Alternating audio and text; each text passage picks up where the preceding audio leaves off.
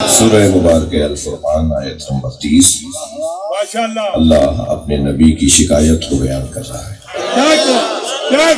رحمت للعالمین اور شکایت ترجمہ سنیے۔ وقال الرسول یا رب ان قومی اتخذوا هذا القرآن مہجورا۔ ترجمہ پہلے میں وہی کروں گا جو سب نے کیا ہے۔ سب نے ترجمہ یہ کیا ہے کہ نبی اللہ سے قیامت میں شکایت کریں گے، یا اللہ میری امت نے قرآن پڑھنا چھوڑ دیا تھا، میری امت نے قرآن کو چھوڑ دیا تھا۔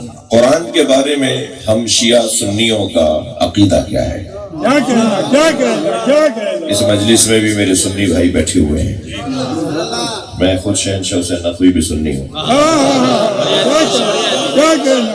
شیعہ اتنا اپنے آپ کو سنی بولیں کہ تکفیریوں کا دم نکل جائے۔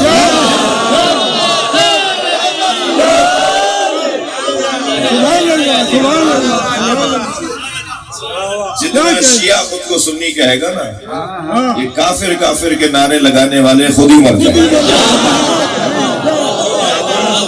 اور اسی بیان دے رہا ہوں میں آپ سے، یہ قوم و ملت کی ترقی کا بیان ہے۔ ذبح کر دیں گے آپ صرف اتنا کہہ کے کہ میں خود سنی ہوں۔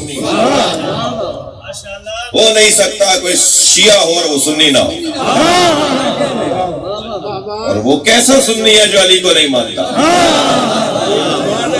یہ ہو ہی نہیں سکتا تھا۔ تو پھر ویسے بھی مذہبوں کے نام بدلنے والے، 200 سال پہلے جو نام تھے وہ 100 سال پہلے نہیں تھے، 600 سال پہلے جو نام تھے وہ 200 سال پہلے تھے، جو آج ہیں وہ کل نہیں ہو گئے۔ آگے کچھ نہیں، کیا کہنا محمد والے محمد سلام۔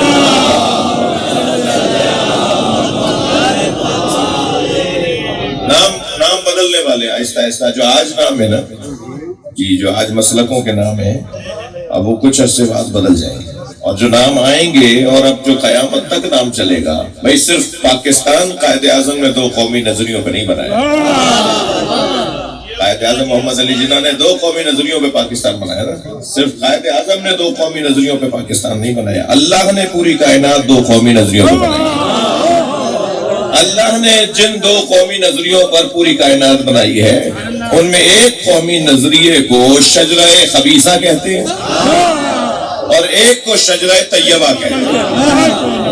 اللہ نے جن 2 قومی نظریوں پہ یہ پوری کائنات کا نظام بنایا ہے، ان میں ایک قومی نظریے کو آیات متشابہات کہتے ہیں اور دوسرے قومی نظریے کو آیات محکمات کہتے ہیں۔ اور میں اور کھل کے بول دوں، ایک قومی نظریے کو یزیدیت کہتے ہیں اور ایک قومی نظریے کو حسینیت کہتے ہیں۔ صلوات پڑھے محمد و آل۔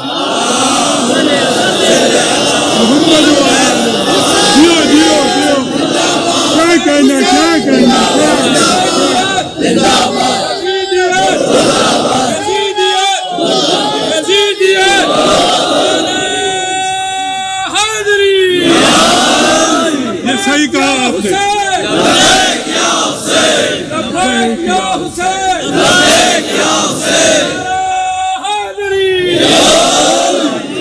توجہ کر لیا۔ تو یہ قرآن کے بارے میں ہمارا کیا نظریہ ہے؟ ہم سنی شیعوں کا، ہم سارے سنی شیعہ 3 ایسے عقائد ہیں قرآن کے بارے میں جو سنی بھی مانتا ہے اور شیعہ بھی مانتا ہے۔ لہذا جب مجھے پتا ہے کہ مجلس میں سنی بھائی آئے ہوئے ہیں تو مجھے وہ بات کرنی ہے نا جو ان کی اور ہماری ایک ہی ہے۔ تو وہ جو 3 عقیدے قرآن کے بارے میں ہمارے ہیں، ہم سنی شیعہ کے، ہم سب مسلمان، ان میں پہلا نظریہ تو یہ ہے کہ قرآن، تھوڑا سا بولوں یا نہیں؟ ماہ مبارک سے ہم باہر آئے ہیں، اللہ کا مہینہ ہم سے رخصت ہوا ہے، اللہ نے ہمیں دعوت پر بلایا تھا، دعوت پہ بلا کے جو اللہ نے ہمیں ہدیہ دیا ہے اسے قرآن کہا جاتا ہے۔ اِنَّا أَنزَلْنَاهُ فِي لَيْلَةِ الْقَدْرِ، اس نے ہمیں ماہ رمضان میں قرآن دیا ہے، شب قدر میں قرآن دیا ہے، اور ایک دم ایک ساتھ ایک وقت میں دیا ہے، ایک رات میں دیا ہے۔ اس نے جو ہمیں قرآن دیا ہے وہ قلب مصطفیٰ پہ دیا ہے. تو پہلا عقیدہ ہمارا قرآن کے بارے میں، قرآن کلام اللہ ہے. بے شک. میرے چھوٹے بچے، جوان، کم سن ساتھی، ذرا میری آج کے اس خطاب کو، اس بیان کو ذرا نوٹ کریں، محفوظ کریں اور یاد رکھیں. قرآن کلام اللہ ہے، ہمارا پہلا عقیدہ. بے شک. یہ اللہ کے علاوہ کسی اور کا کلام نہیں ہے، یہ اللہ کا کلام ہے. بے شک. نبی مکرم نے زندگی بھر قلم کو ہاتھ نہیں لگایا. جو خود اللہ کا قلم تھا نا، وہ قلم نہیں اٹھاتا تھا. اللہ نے جس قلم کے ذریعے کائنات کی تحریر بنائی ہے اسے محمد کہتے ہیں. نون والقلم وما یسطرون. اللہ نے جسے اپنا قلم بنایا نا، اللہ کا قلم سرکار کی ذات، اس نبی نے کبھی قلم کو ہاتھ میں نہیں دیا. جی مولانا حضرات تشریف فرمائے، دانشور بیٹھے ہوئے ہیں، پروفیسر، ڈاکٹر بیٹھے ہوئے ہیں. اگر یہ دانشور، یہ پڑھے لکھے لوگ قلم کو ہاتھ میں نہ لیں تو پھر ان کے پڑھے لکھے ہونے بے شک ہوتا ہے. یہ کیسے پڑھے لکھے ہیں؟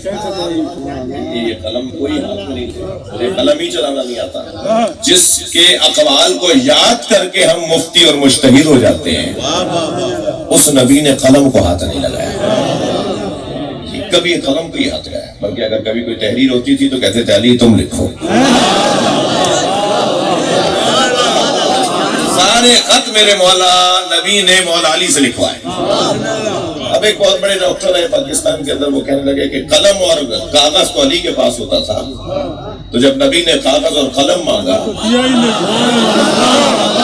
تو علی کو دینا چاہیے تھا نا. جب کاغذ و قلم تھا ہی علی کے ہاتھ میں تو علی کو دینا چاہیے تھا. یہ ناراض آپ کسی اور سے کیوں ہوتے ہیں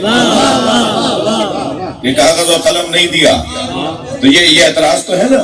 انہوں نے اعتراض یہ کیا کہ جب آپ کاغذ و قلم آپ کے پاس تھا، علی کے پاس تھا، تو پھر آپ کہیں اور ناراض کیوں ہوتے؟ علی نے کیوں نہیں دیا کاغذ و قلم؟ میں نے 8-10 جواب دیے تھے، ان میں سے ایک جملہ آپ کو سنا رہا ہوں. اور 8-10 جوابوں میں ایک جواب یہ ہے کہ جب کاغذ و قلم علی کے ہاتھ میں تھا اور نبی مانگ رہے تھے تو کسی اور نے کیوں کہا کہ ہمیں قرآن کافی ہے؟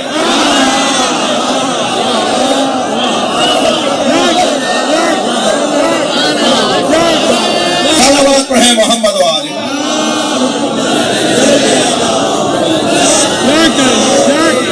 توجہ میرے ساتھ ہے، اس بات آگے بڑھے.